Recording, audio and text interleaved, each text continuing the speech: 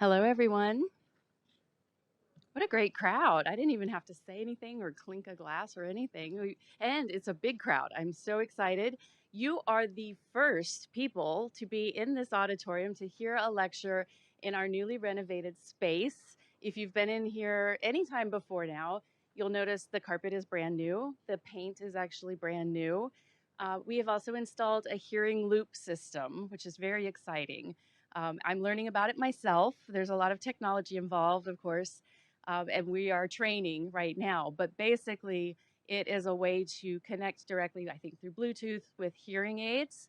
And we also have headsets as well for those who don't have a hearing aid or they might have a hearing aid that doesn't connect for some reason. So we're trying as hard as we can to make sure that we're helping everyone hear as well as see everything that's going on up on the screen and with our great lecturers.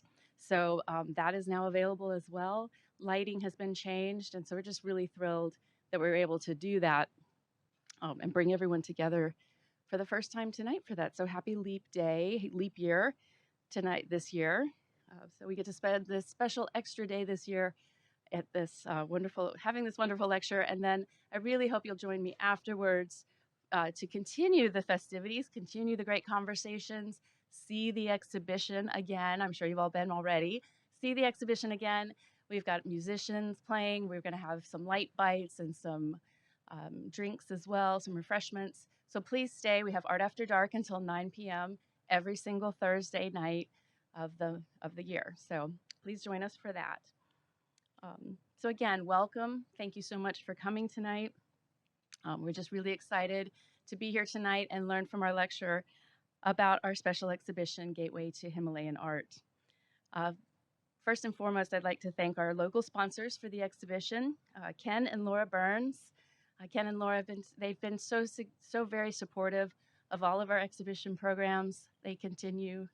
Laura, of course, is also one of our esteemed docents, and we're just so pleased by all of the time and effort that she gives us all the time being a docent. So thank you so much to Ken and Laura.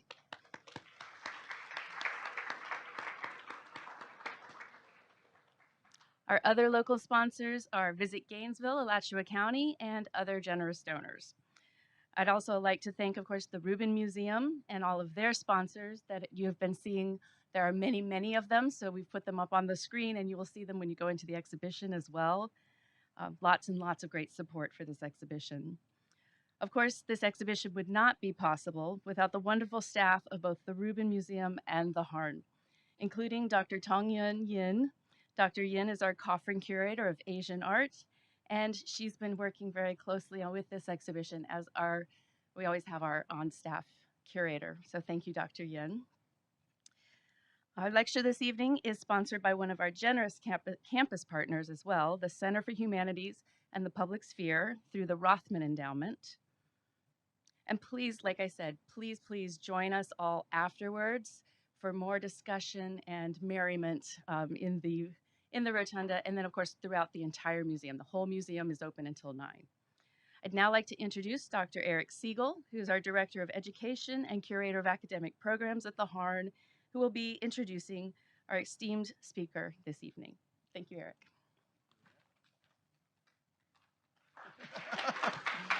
Thank you.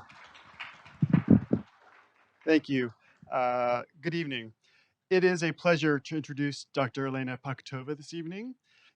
Gateway to Himalayan Art is a landmark exhibition presented through an innovative display and with interdisciplinary interpretation of art from the Himalayan region. The exhibition is part of the Rubin Museum's Project Himalayan Art, which is something you can Google and check out. I encourage you to.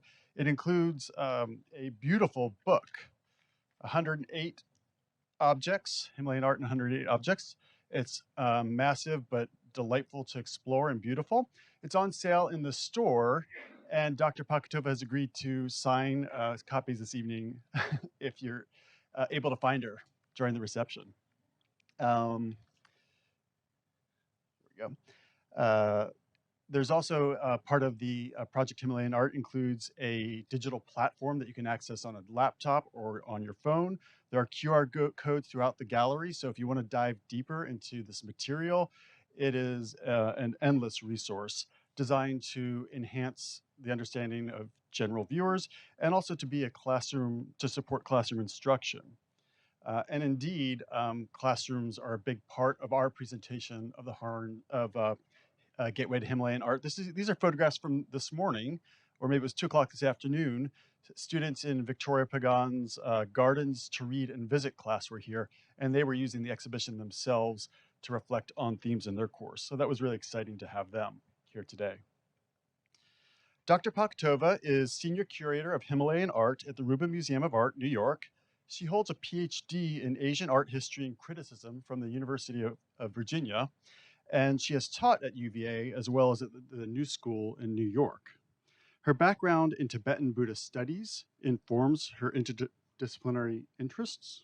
Whoops. I think I might have that on auto change. Informs her interdisciplinary interests in Buddhist art and ritual, art production and patronage, material culture, narrative in Tibetan visual culture, and contemporary Himalayan art.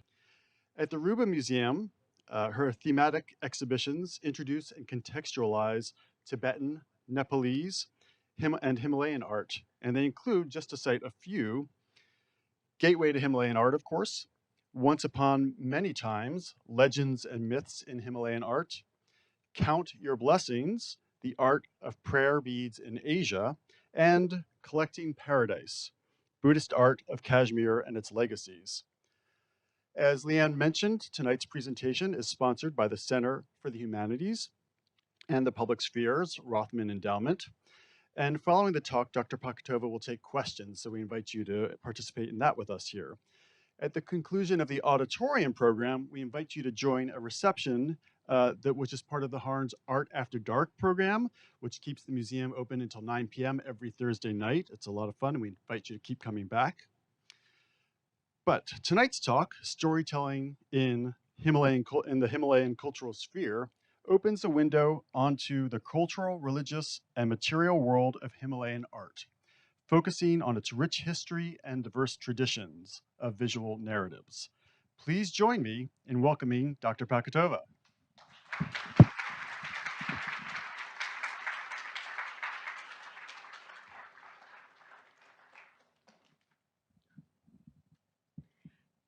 Thank you, Eric. Thank you, everyone, for coming here. I would like to thank the whole team at the Harn Museum for bringing our traveling exhibition to you and the students here, to Leanne Chesterfield, Tong-Young Yin, Eric Segal, Natasha Alexander, Anna Gambo, and many others with whom I may not have worked as closely as with them, but who made all of this possible. Thank you for the invitation to give this talk, and thanks everyone for being here. I'm honored to share with you my thoughts on narrative art in Himalayan cultures. Visual narratives occupy a prominent position in Tibetan and Nepalese art. And just like in the performing arts and public religious rituals, their viewers are participants and often creators directly engaged in the process of production and use of a specific art form. But the role of pictorial narrative traditions remains largely overlooked in contemporary discussions of Himalayan visual art and culture. Today, I will talk about narrative paintings that have one common story contained within them, but are very different in the visual narratives, cultural context, and styles. Before we get to the stories, I'd like to refresh your memories with one relevant observation and some context. The most common impression of Himalayan art is that in its images in Himalayan art, often thought that they depict images of deities, mandalas, Buddhas, and Buddhist masters. In other words, Himalayan art is religious in nature. And the images, whether sculpted or painted, are intended for worship and ritual purposes. This is generally true, and these kinds of images comprise the most fundamental typological categories in the religious art of Himalayan regions.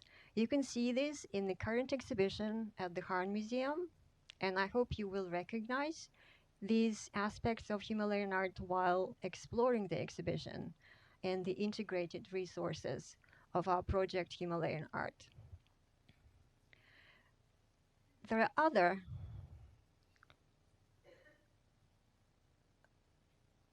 important groups of subjects that comprise a category that can generally be called narrative paintings. And these different categories are not exclusive of each other. It is well known, but should be remembered, that Buddhist art, just as the Buddhist literature, began with a story. I would venture to say that Buddhist art is actually mostly narrative in nature. Even if an image only shows one figure in a static pose, as in this example. Here the Buddha is seated on a lotus throne with his right hand touching the ground, the gesture known as Bhumisparsha Mudra, or the earth-touching gesture.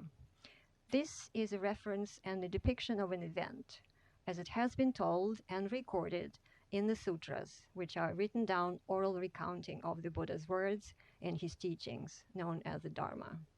You probably know this particular story. Siddhartha Gautama, the Buddha to be, is seated under the tree, meditating on the nature of reality. Just before his complete and full realization of that ultimate search for meaning, having overcome the temptation of demon Mara, the embodiment of all mental obstacles to this goal, Siddhartha touches the earth to call the earth goddess to witness his victory and awakening.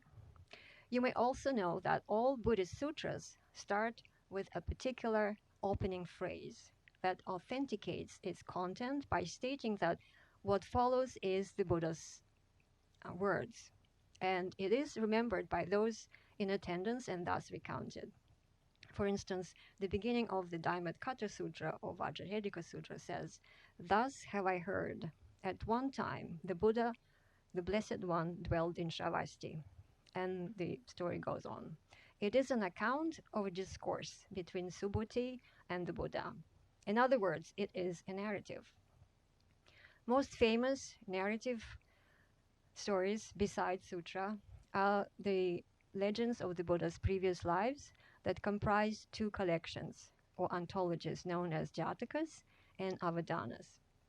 In this single painting, there are 135 stories, including the central story, which we just talked about, of the Buddha's awakening. Each vignette contains a story. There are many more such stories that can be found in literary sources in all Buddhist traditions, and also in visual narratives. The Buddhist legends from Jatakas and Avadanas were very popular and were actively adapted and elaborated upon by many Tibetan religious teachers and scholars who compiled collections of stories and continued publishing them as distinctive texts. To name a few authors, Bhutan Rinchen Drup, the famous scholar and abbot of Shalu Monastery, who lived in 13th century and the first half of the 14th century, and a little later Gendun Drup, the first Dalai Lama, both composed such books. Bhutan is known for sponsoring drawings of the past lives of the Buddha, Jataka, the Buddha's 12 deeds or his life story, and other episodes from the Buddha's life. The third Karmapa, Ranjung Dorje, also active in the 13th and 14th centuries, enlarged Aryasura's Jatakamala that contained 34 stories by composing 66 additional Jatakas and the life story of the Buddha into 100 Jatakas.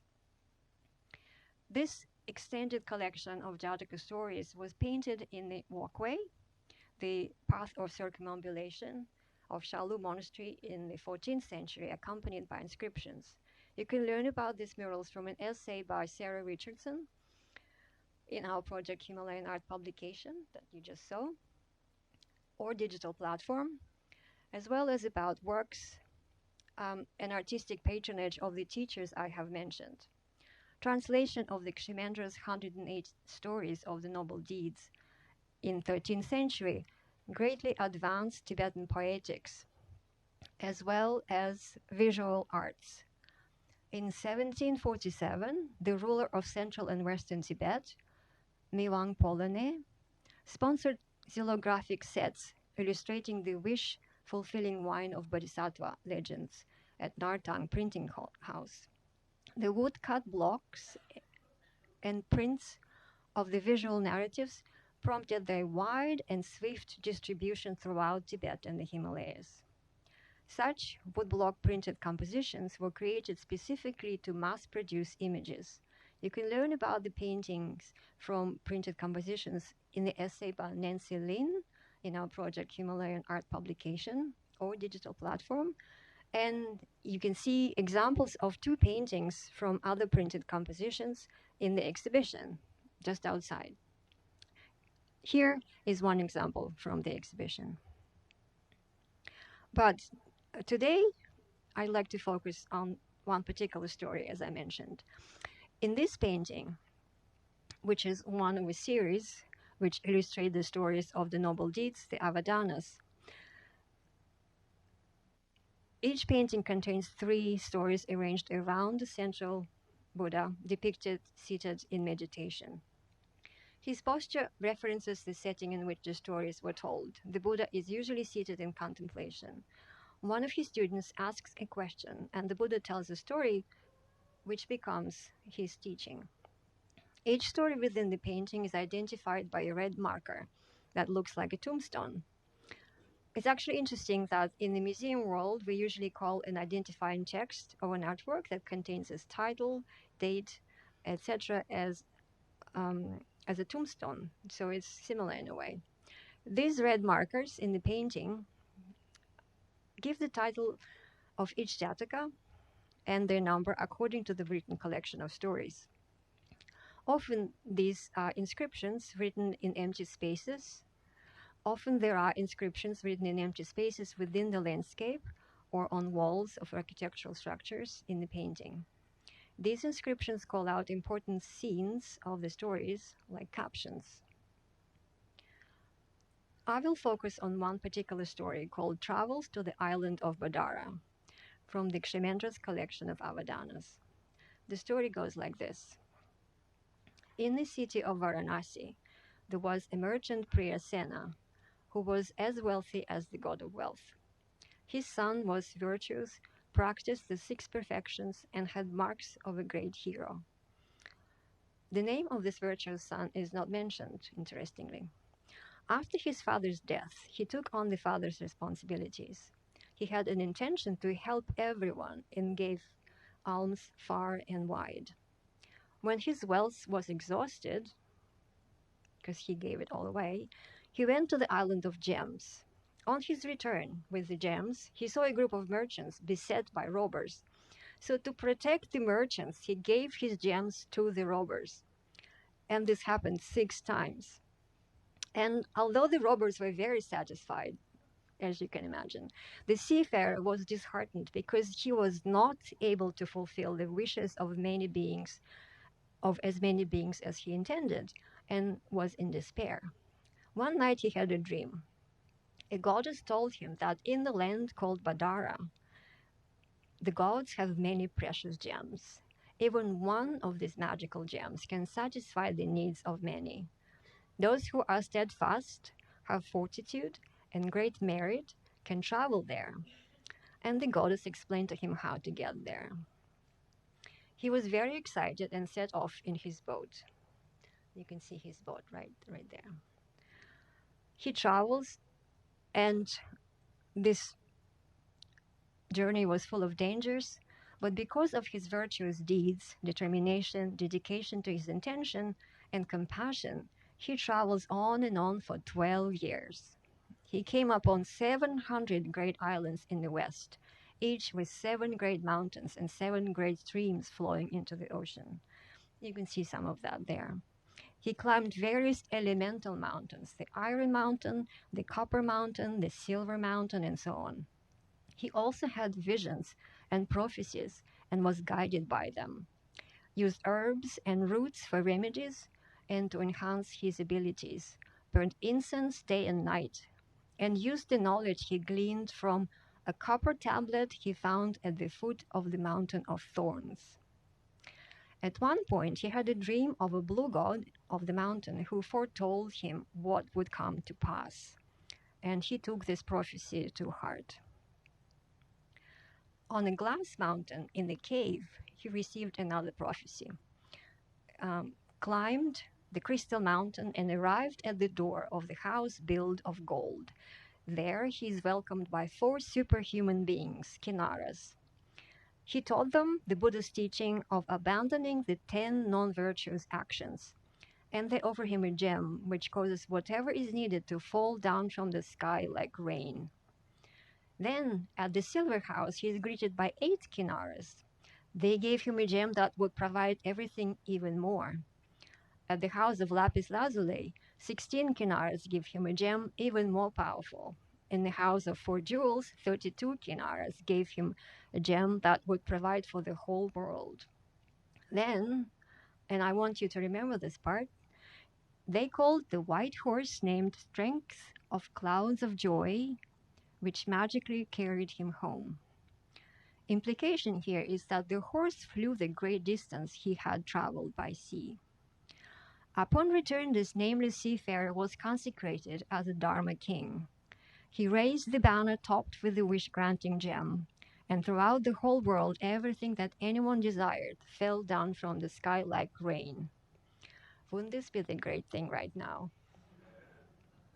He was a king of this country for 100 years and died in peace, and went to the heavens of Brahma. This is another example of the same 3 stories from a different set of paintings with more or less similar composition, where the travel to the island of Vadara is depicted in the lower half of the painting. This is a detail that shows the story of the travel to the island of Badara. And we can see here the protagonist is giving away the gems. Yeah.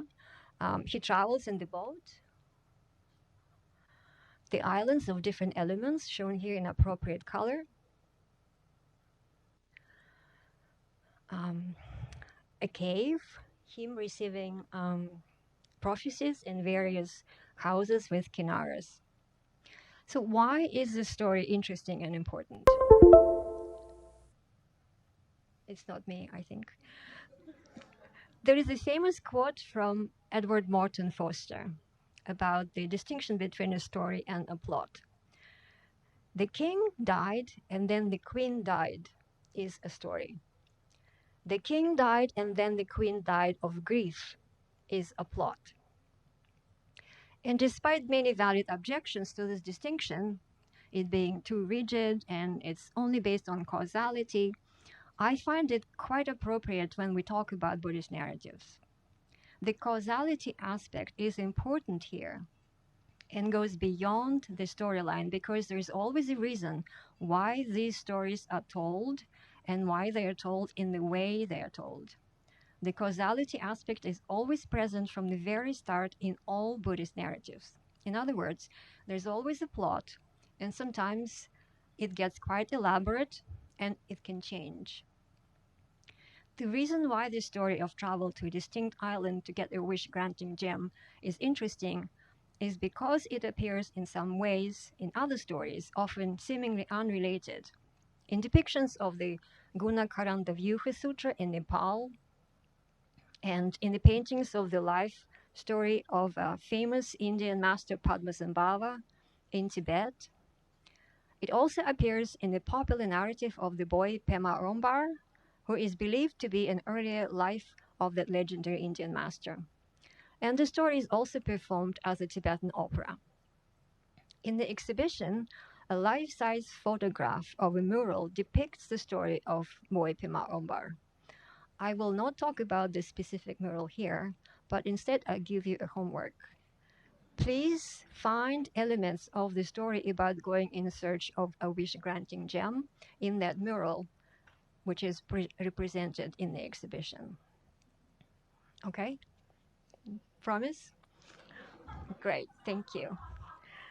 This is one of the unexpected instances where the story of traveling to the island in search of gems appears under a different guise. The life story of Padmasambhava, a painting which is part of a set of 8 representing the 8 different manifestations of this religious master throughout his life. Some of you might know that Padmasambhava, or Guru Rinpoche, the precious guru as Tibetans call him, is believed to have come to Tibet in the 8th century to help the Tibetan king Trison Detsen to convert his people and his land to Buddhism. The painting shows the central image, one of the manifestations of Padmasambhava, surrounded by smaller vignettes. The narrative moves around the central image in a clockwise direction, like a circumambulation or walking around the sacred image. We see here the virtuous king giving away his riches. Then, when his coffers are empty, he decides to go on a quest to search for a wish-granting gem in order to benefit others, just like in the Avadana story. In his travels, he overcomes obstacles while visiting several different islands, climbing mountains, and eventually he successfully reaches his destination. He passes the moral test and encounters the Naga king, a superhuman being, who, after judging the king as deserving the boon from him, gives him the gem. The king travels back in his boat here, and at one point he has a feeling that he needs to go in a specific direction and asks his captain to turn the boat and reaches the shore where he meets the lotus-born boy Padmasambhava. Important to note here is that the story has changed, but the king is the adoptive father of a boy. And we will see parallels with another version of the story later on. This narrative about the king in Djibouti is part of the Padmasambhava's biography, which was first formulated in the 12th century by Nanuel Nimauzer, and many subsequent retellings of Padmasambhava's biography appeared continuously in Tibet over the centuries. Tibetan storytellers like this nun, photographed over 100 years ago, use such narrative paintings to tell the public inspiring stories. They performed at pilgrimage sites and marketplaces, and sometimes the storytellers were commissioned to perform on special occasions, such as Buddhist holidays, at monasteries for monks and lay audience as well. He or she would use a pointer, just like here, and recite the tale. This tradition is oral in both senses, as a spoken performance that is memorized and passed down to students, and also as listened to when the gathered audience hears the storyteller's recitation of these narratives. Often these stories will be embellished to entertain the listeners as well as deliver the inspirational intended message. We know that the master storytellers would have their own compilations, which they will pass down and teach to their students. And this tradition is largely lost in Tibet, but recent efforts revived the practice among Tibetan Buddhist communities in Nepal and in Bhutan. These sort of last storytellers' voices were recorded, and the stories are being transcribed these days. Among many legends that surround the life of Padmasambhava, there is a particular popular narrative about the boy called Pema Ombar. That's the story also in the mural, which is in the exhibition. This boy is believed to be one of Padmasambhava's previous birth. This claim gives the story a similar context as the Jatakas and many Avadana stories about the previous birth of the Buddha, in that it is presented as one of the preceding lives of the legendary figure used for teaching and inspiration. This story is the subject of the painting, where we find the visual narrative quite similar to the story from the Avadana about the travel to the island of Badara, but perhaps a little bit more sinister. The plot thickens. This is the portion of the story where we see the father of the boy, a wealthy sea merchant named Norzang, traveling in his boat to various islands. Right? You see there. He gets the gems, and then on the way back, his boat is shipwrecked. And he and his companions are all saved by beautiful women and brought to an island where they live for many years, having children together.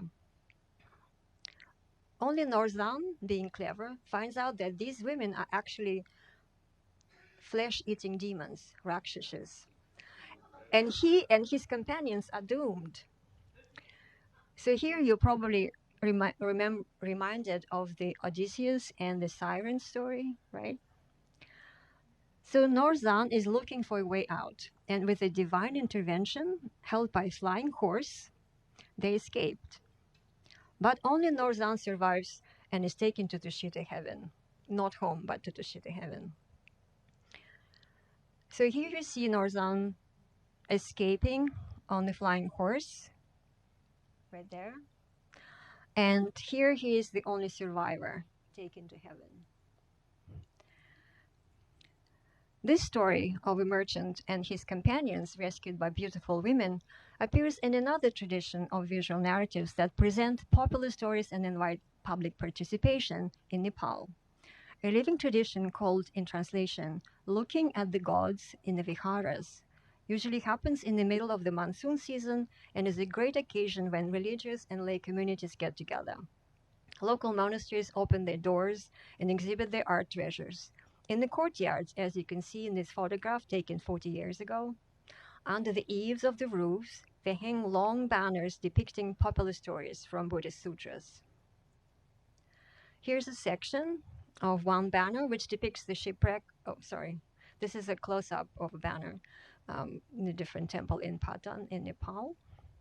And here is a section of one banner which depicts the shipwreck and the merchants being rescued by beautiful women.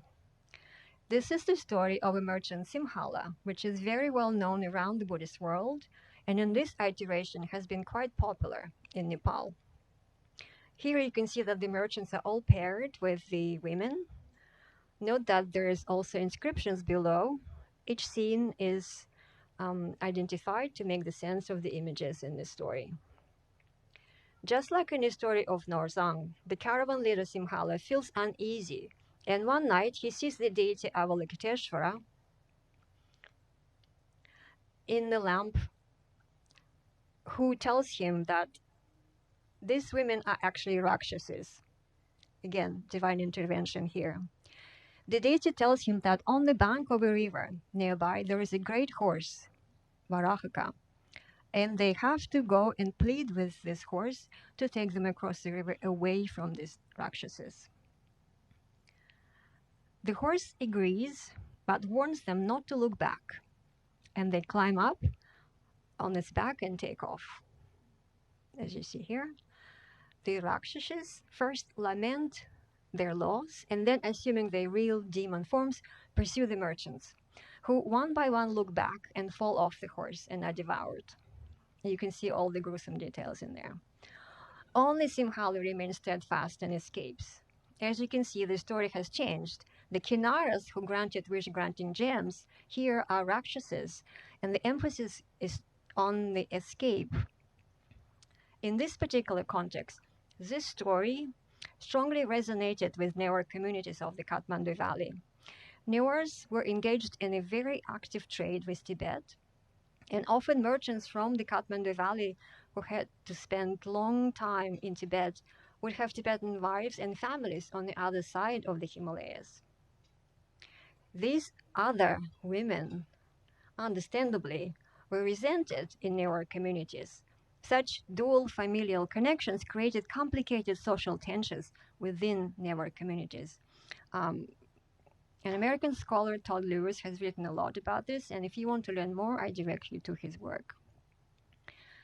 And if we go back to the painting about Pema Wombar and pick up where we have left off, we see that after the escape on the horse, the story follows the narrative strongly echoing the second part of the travel to the island of Badara story. Narrative motifs such as visiting the various elemental mountains and encountering different obstacles and overcoming them are represented in the story of Norzang's son, Pema Ombar. In this part of the story, Pema Ombar also encounters the terrifying Rakshasas, But he has a powerful Buddhist mantra which he recites, and these demonesses cannot really harm him. He basically converts them one by one, and they transform into beautiful dakinis or skywalkers. And eventually, he becomes the king of the country and lives together with his dakinis, benefiting all beings. And here we're back to the original Avadana story of the travels to the island of Badar. In this painting, which is based on the composition of a well-known 17th century Tibetan Buddhist historical figure, a patron of the arts and artist himself, Situ Panchen, you can immediately see that the visual formula has been altered intentionally. There is no central image of the Buddha, although the main painting in this set was a central painting with the image of the Buddha, while flanking paintings conveyed the narratives in this abbreviated visual mode. Here, where the story is. As in the other sets of Avadana paintings, there are 3 stories per painting. But here, there are no literal illustrations of the plot, no identifying captions or tombstones, no inscriptions. The stories within the painting are still separated by landscape elements, but only the most important scenes are represented. The boat leaving. It travels a great distance, as indicated by 2 opposing sides of the painting.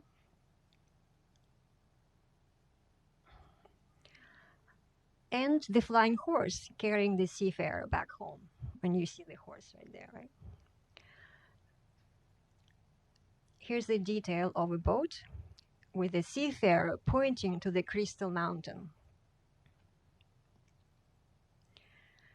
Here's the detail of a horse carrying seafarer home.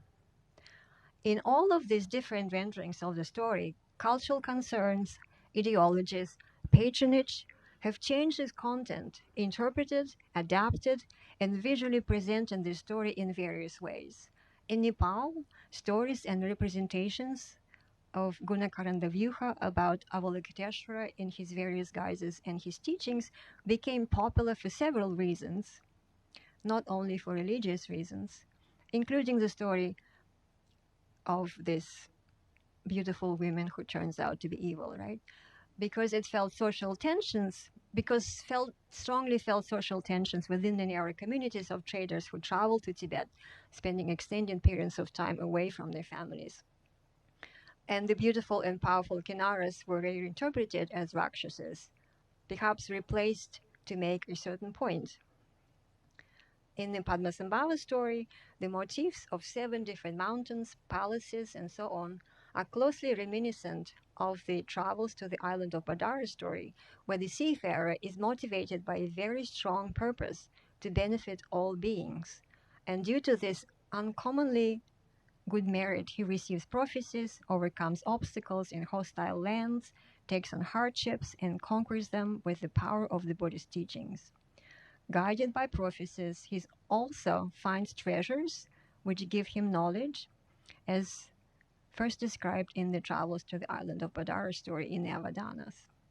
This is an important element which is often found in the stories about Padmasambhava's students, who are called treasure revealers, people who discover hidden knowledge left by Padmasambhava to be recovered at appropriate times for the benefit of all. These reincarnated disciples are able to reveal these treasure teachings due to their karmic connection with the master and their religious merit. In Situ Panchen's composition of the Avadanas, the stories distilled to their essence become iconic references to the narratives the viewer is already familiar with, and meant for enjoyment in addition to their didactic and inspirational power. To conclude, I would say that in these versions, the 4 elements of narrative, the main character or agent, events, temporality, and causality, are important factors that reflect not only the story's internal plot, but their contextual relationship to it. And this is what makes it possible to tell the story in different versions. And to remind you that all of these stories are created by people, artists, and patrons, here is the last painting in this series originally designed by Situpan Chen. It shows him as the patron of these paintings, instructing artists working on the canvases. Right there. Which highlights that these artistic endeavors are living practices, as they have been then and continue to be practiced now. Thank you.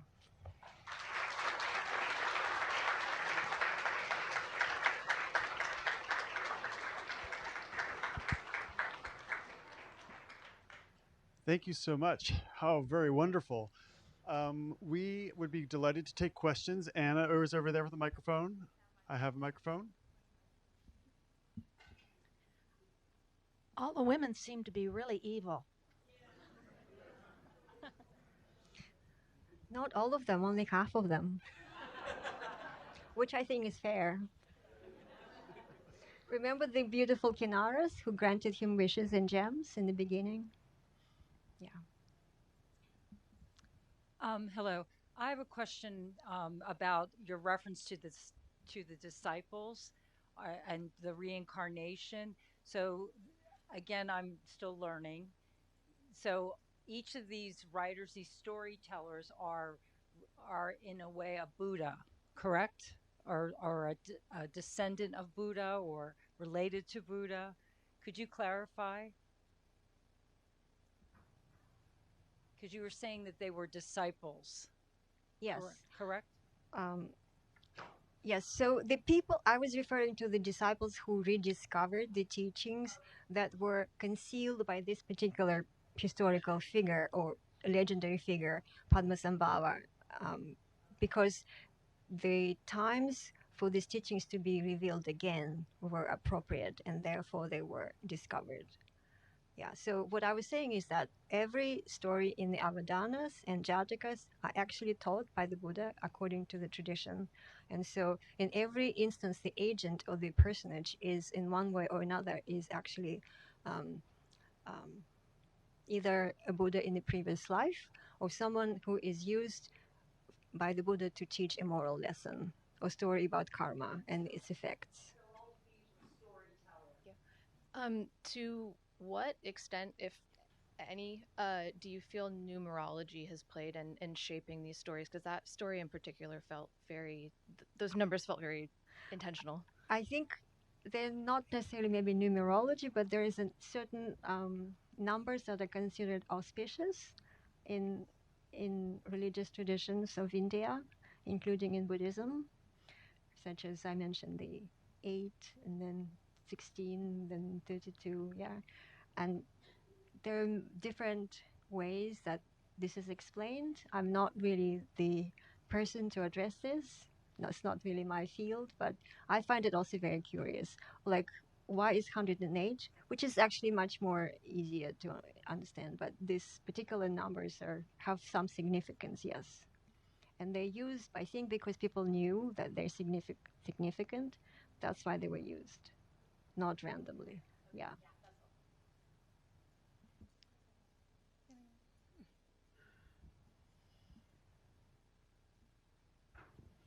Thank you. I'm interested in the provenance of these works of art. I mean, when were they taken from Tibet? Seems to me that we're lucky to have them, that they didn't stay in Tibet and might have been destroyed during the Cultural Revolution. Can you speak to how these things were? Yeah, it's a very good question, and it's a very complicated question. In most of the cases, we cannot really trace the provenance all the way back to the time when the objects left Tibetan areas, because we don't really know. Yeah, we can only trace it when they're already in the West, from one collection to another. Could you tell us very briefly as to how the collection came about, how the Rubins started to collect, and obviously they learned a lot over the course of collecting, and that we've just recently learned that the museum is closing as to being a place that people who come and visit, what the future is of this collection. Yeah. Yeah, thank you for this question. And there's actually several questions in one. I can give you a brief story of how the Rubin collection came about. It started with the family of Shelley and Donald Rubin. And the story goes like this. Again, I'm telling a story here. So one time they were walking on the Lower East Side somewhere in East Village, and they were passing by a Tibetan store. They saw something in the window, which was a painting of White Tara. Yeah, a goddess, White Tara. So they got curious, they walked in and started talking to the proprietor, and he explained to them what the significance of this painting was and who she was representing and so forth. So, and we've been told that between the two of them, they had something like $200 in their pockets. And that was in the 70s sometime, I think. So they bought the painting, and that's how it started. So they began buying more, made contacts with different collectors and dealers, and purchased the paintings and sculpture and put them in their offices, in the office spaces. And then it got to the point where all the walls in the offices were completely filled, and they started using a storage room. And then they decided to actually share their passion with people in New York. And one time they were passing by the 7th Avenue, and they saw this big sign on the building on the 7th and 17th Street saying for sale. And that was the old Barney's store, department store Barney's, yeah. So they walked in and they looked at this beautiful staircase that was there, and they fell in love with the building and decided to buy it and made it into a museum. So the museum is actually not a private museum. It is founded on the generous gift from the Rubin family of their large part of their collection, and it's a public non-profit institution. We're not a we only have the Rubin's name, but we're a public non-for-profit institution. So that's a brief story of the museum. That's one question, right? About the closure, yeah, we get a lot of emotional responses from people, not only in New York, who feel that it's a great loss of space and environment and a great loss for New Yorkers to have the museum closed. But at the same time, we have a very ambitious new plans to become a museum without walls and expand our presence globally, not only in New York but in other places. And collection remains our core mission.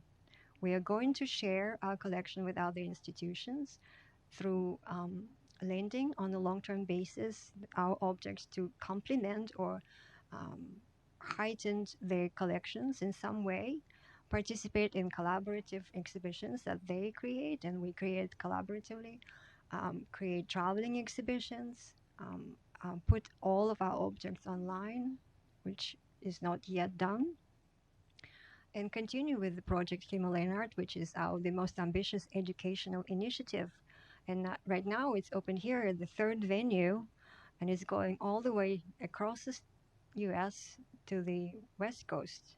And then probably after 2026, it will go back from the West Coast all the way to the East Coast, and may have other venues and institutions and colleges that will benefit from the exhibition and the project Himalayan Art digital resources, just as you are in your school is. Okay?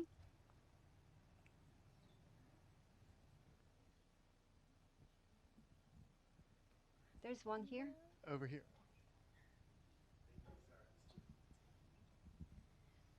Most of the paintings had a very specific color palette and scheme. Can you speak to the symbolism of the colors, or the choice behind it, or even the source of the pigments and how they were made? There is no real symbolism in the narrative paintings for the colors used, but because paintings, tankas are created with mineral pigments, which are minerals crushed and then used with bounding material, and then applied on the prepared cotton or linen, sometimes silk canvas. You can actually see some of the pigments in the exhibition, and you will see some that are green and so forth. Yeah, there are different sources for green and blue, but those are the most, I would say, easily available pigments. Um, but when you look at the Nepalese paintings, then you'll see a lot of red. That's because they had a lot of the red pigment available there. And it's also obviously a question of style, but these are some of the distinctions that you can draw upon based on the materials rather than symbolism. Although in Buddhist paintings in general, there is some symbolism attached to different colors, but not in this particular instance. Thank you so much. It was Thank you.